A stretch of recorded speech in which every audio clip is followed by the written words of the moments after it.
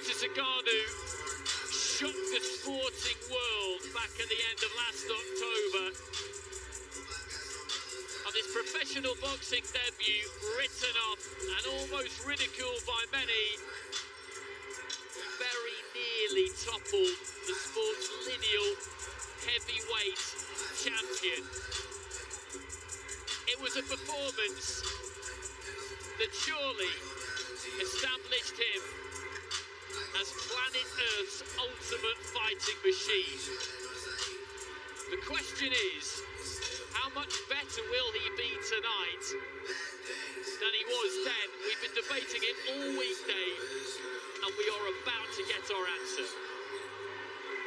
I expect him to be much better. I expect him to have seen the videos back numerous times, the experience he had over 10 rounds with the best man on the planet, and I want to see the improvements. I want to see improvements in attack. But more importantly, the defensive side of things that I think he needs to have tightened up, because he's facing a real machine. He is coming to make a statement. Well, there's the QR code. Give that a scan. Viewers' verdict, you can score this one. Anthony Joshua just making his way to the tunnel. They've both been here a long time.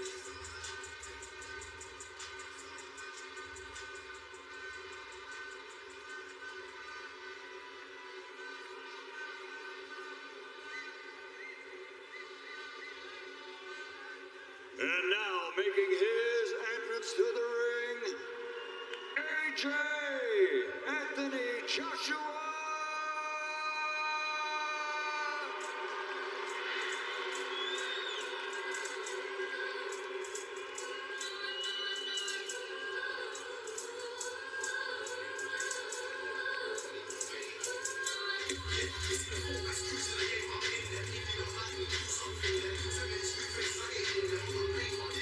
Knockout chaos.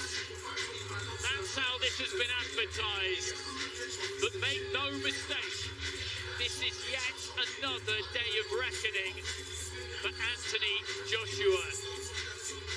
He knows the potential reward that lurks around the corner should he win tonight, but he also knows better than almost anyone the fate that could befall a fighter in that squared circle between those four corners of truth. Nothing is guaranteed. Manny was good when we saw him at Christmas, and he's got momentum. He has to take that into the ring with him tonight, along with every ounce of that clarity, conviction, and spite that we saw against Otto Wallin. Without any shadow of doubt, and another thing, you know, we cannot try to quantify how much better Ngannou will be in this fight. From the last one, he's got the experience, the 10 rounds, everything behind him. But what we do know won't happen, that did happen to Tyson Fury. AJ will not overlook Ngannou. He knows he's a serious threat. He knows he has to be on his game, and he will be. Offering up the final prayer in the corner before battle commences. Ladies and gentlemen, from the Kingdom Arena Boulevard City, Riyadh, Saudi Arabia, this is the main event of the evening. Power versus power. The Predator versus AJ. 10 rounds of boxing in the heavyweight division. And it's all brought to you by Frank Warren for Queensberry Promotions and Eddie Hearn for Matchroom Boxing in conjunction with Riyadh Season, National Event Center, the General Entertainment Authority, Gold Star Promotions, Gimmick, and Zilla. And ladies and gentlemen, special thanks to those that make this all possible. The custodian of the two holy mosques, King Salman bin Abdulaziz Al Saud, His Royal Highness, the Crown Prince Mohammed bin Salman, and His Excellency, Chairman of the General Entertainment Authority, Turkey Al Sheikh. This contest sanctioned by the British Boxing Board of Control, General Secretary Robert Smith, steward in charge, Robin Smith. The 3 judges assigned, all from the United States, Glenn Feldman, David Sutherland, and Fernando Villarreal, and also from the United States, the referee in charge of the action, Richard Gonzalez. And now, the fighters are in the ring and the officials are ready. So for the thousands in attendance and the millions watching around the world, from the Kingdom of Saudi Arabia, ladies and gentlemen, let's get ready to rumble!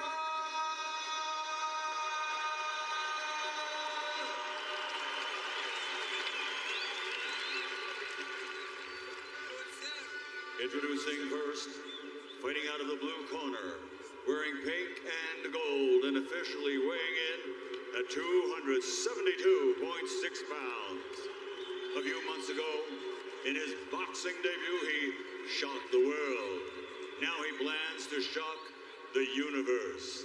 From Cameroon, rated by many as the most dangerous puncher in the heavyweight division, the former UFC MMA heavyweight world champion, the Predator, Francis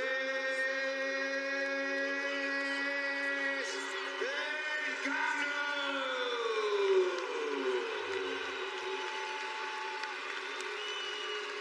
And across the ring, fighting out of the red corner, wearing white, official weight 252.2 pounds.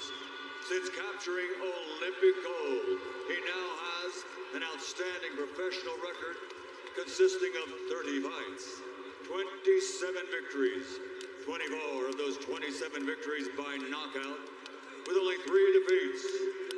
From Watford, London, England, the former 2-time heavyweight champion of the world, AJ Anthony Joshua.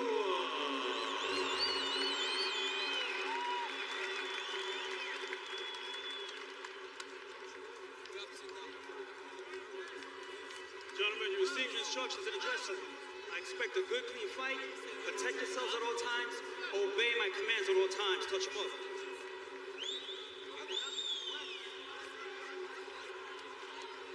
So here we go, final instructions from the referee. And there's your verdict at home. That's barely changed all night. The moment of truth is upon us. Joshua in the white, Ngannou in the white, pink and gold. Joshua immediately just trying to land that jab. Little feint with the front foot. Just pokes out that lead hand. Ngannou, as we saw against Fury, is composed. He's got decent fundamentals. There's no panic in him, which you would expect of an athlete of his stature, and he has got this incredible reach on him. He's shorter in height than Joshua. He's got an inch on him in reach, something which caught Tyson Fury out, he admitted to us this week. Wide open down the left side, though, Ngannou. AJ's got to double up on that jab, or jab the head, jab the body, and then bang that right hand straight in. He'll catch him. Keep pulling back with the left hook. Just open right hand, Ngannou is.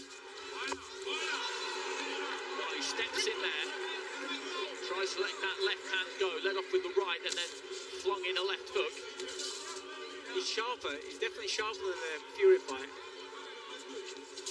But as you say, he's got that same sort of gap down with the shoulder separation for the left hand. You can see a channel straight there for the right hand. Just caught Joshua on the top of the head with that left. Didn't have any impact. Joshua just dancing with a raining left jab to the body. Yeah, keep jabbing the body and then bring the right hand over the top. That's the shot that Joshua needs to be looking for. You can see the weight of the shots. To Good southpaw here, Ngannou. George Groves mentioned it in the studio about an awkward rhythm. Joshua's got to try and get the rhythm and the timing of that.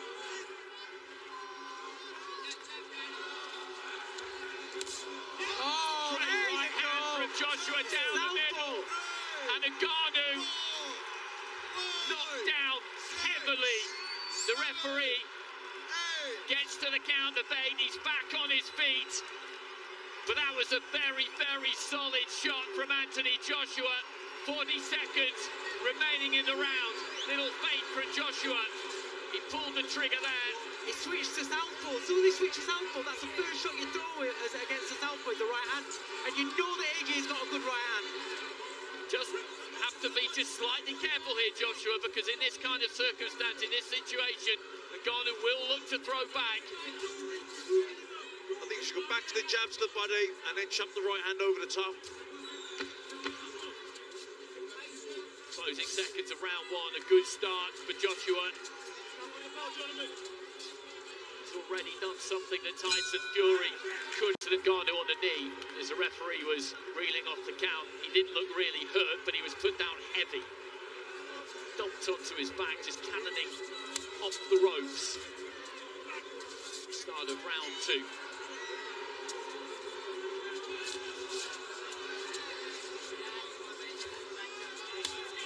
Still wide open down that left side, isn't he? For the right hand, you know, you want to pull him with the left hook to see him. The feints from Joshua draw quite a big reaction from Ngannou as well. I always said this, remember when George Groves got done with Carl Froch, that low left hand and sweeping as he's pulling back with that left hook. And that's the shot that I can see happening in this fight. He's always pulling the trigger on that left hook as he's leaning back. Again, Joshua just in and out with the feet. Ngannou tried stepping with the jab. Contorted expression on his face every now and again, and Ngannou when he looks to throw.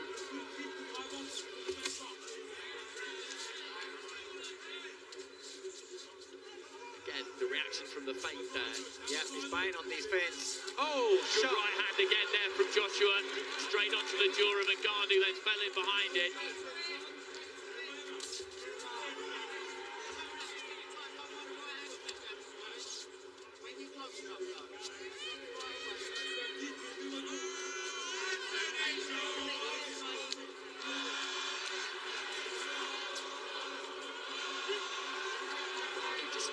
To move in, throw a right uppercut, whether to the body or to the head, but close down his own space. Hasn't had an awful lot of success yet, Ngannou. Not too much to encourage him so far. I'd like to see Joshua just get a little bit busy with the jab, just to try and set that right hand up again. But it doesn't need to be a moment yet, because he's, you know, the feint's there, he's getting the triggers out of him, he's offsetting Ngannou there. He's still dangerous. That's nice, up and down. Oh, wow! Again there from Joshua, followed by a left, and down goes Ngannou for the second time.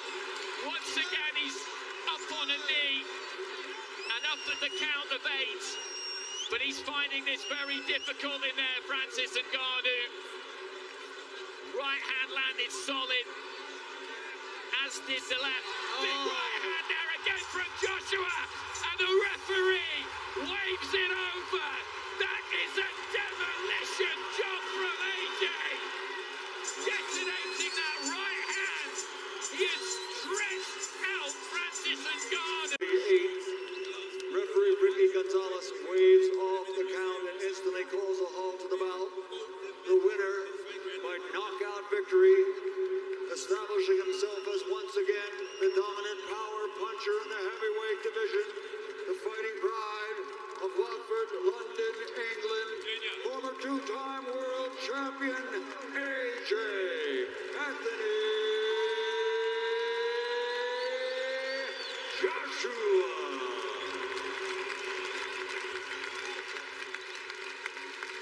Well, good scenes at the end. An embrace between the two. There's been an awful lot of admiration and respect between these two extraordinary men in the build-up to this fight. Ngannou looks a little bit shell-shocked, and don't think he can really comprehend just yet exactly what has happened to him in there. On his feet, he's feeling fine. A round of applause for the former UFC MMA champion from Cameroon, the Predator, Francis Ngannou. But the harsh reality of that defeat will sink in over the coming hours, the coming days, and it will be a difficult one for him to take. Anthony, I try to think of some of the best things to say during these interviews. I think the first thing to say is, that was incredible. That was an absolutely incredible performance. And that is the biggest right hand I think I've ever seen live in a boxing ring. It is what it is.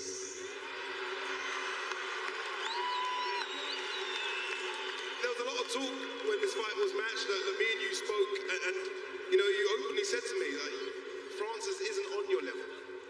You said that it was a gimmick fight, and that I asked you, and I said, does that mean sort of against you, he can't compete? No. What I was saying is, on the route to the championship, you should always stay focused. And this was me stepping aside from that mission. I thought it was something for the broadcasters and sponsors to kind of get behind because it's just about entertainment. But when I saw the fight with him and Tyson Fury, I was like, damn, this guy can fight. So I said, I need a piece of that. And as I said, he's an inspiration. So we wanted to welcome him. We broke bread together. And he's a great champion. And this doesn't take away anything of his capabilities, because in boxing it's one or the other, right? He can come again. Do you think Francis can come again? That's what I'm talking about. Yeah, he can come again. I told him he shouldn't leave boxing. He can do well. Remember, he's two fights in, and he's fought the best. He can go a long way if he stays dedicated, but it's up to him. 4 fights in 11 months, 4 gradually increasingly better performances. This is the best performance out of the lot, regardless of whether or not he is a 2-fight boxing novice. He is a former UFC heavyweight champion. What do you put down to the increased and better performances in the last 11 months? The Ben Davison Performance Center.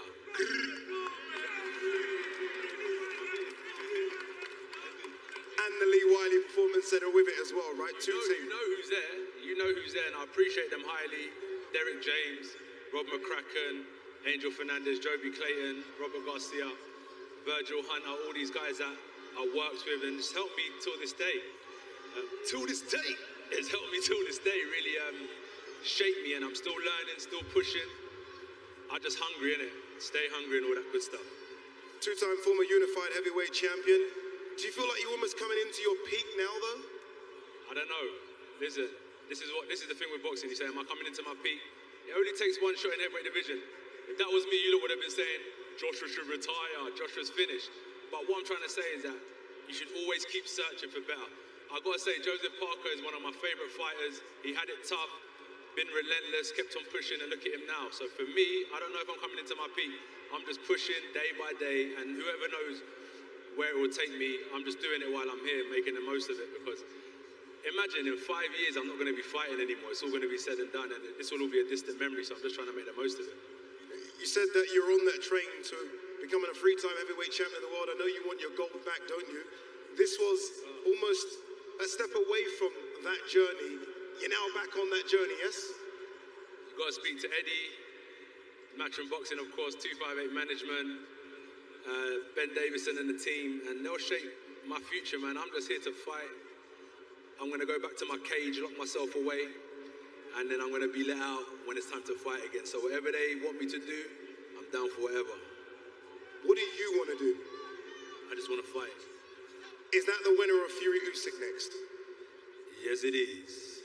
Let's bring in a man that can talk about making that fight happen, Eddie Hearn. Eddie, I mean, I know a lot of people say AJ's back, he's beyond back. This is, I think, the best Anthony Joshua we've seen for a long time, maybe even ever. You know, I'm so proud of him because there's a huge amount of pressure tonight. People talking about if he was to lose to Francis Ngannou, what would happen? He rolled the dice because His Excellency said, if we win this fight, we will fight the winner of Fury against Usyk. Okay? There was a show here in October. It was called The Battle of the Baddest, to decide the baddest man of the planet. They shouldn't have done that in October. They should have done it tonight, because you're looking at the baddest man on the planet right there. You're looking at the #1 heavyweight in the world. Unquestionably, on this form, there is no man in the world that can beat him in the heavyweight division. I told you he's going to come back. He's going to become the undisputed heavyweight world champion. There's a brilliant fighter down there called Tyson Fury. Please beat Alexander Usyk on May the 18th, because I promise you this, you will get the biggest fight in the history of the sport when Anthony Joshua takes the undisputed world championship. Ben, Lee, the team, but most of all Anthony Joshua has always stayed in the gym, always worked, never taken a shortcut in his entire life. As a fighter, he's an inspiration to young people, and I promise you, he ain't getting beat. He is the best heavyweight in the world. That was one of the most destructive knockouts I've ever seen. People talk about how Tyson Fury did against Ngannou. Forget about that. What I said would happen, happened. He went in there, he destroyed Francis Ngannou. This man is a savage, a beast, the best heavyweight in the world, and I cannot wait for him to beat Tyson Fury. Final word from the big man, Anthony Joshua, who's alongside his manager, Freddie Cunningham. Is it going to be free time? I don't know. You lot put too much pressure on me anyway. I'm just chilling. I'm not even getting involved in all that anymore. You lot put too much pressure on me. Anyway, let's talk. The people of Cameroon, I appreciate you guys. Where's my Cameroonian people? Let's make some noise for the Cameroonian people. Africa United, respect. Thank you so much. I appreciate you. Where's my people from London? Where's the man from Watford? You know what's going on. And most importantly, where's my people from Saudi Arabia? Yeah. And thank you to His Excellency, Turkey Al-Sheikh, for hosting me. MBS, thank you so much. I appreciate you guys. Everyone in Saudi, and everyone here tonight, I really do appreciate you guys. On to the next, and thank you to Francis Ngannou. And thank you to you as well. Thank you, brother. God bless. Thanks, AJ. Back to you guys. Well, Anthony Joshua in victorious mood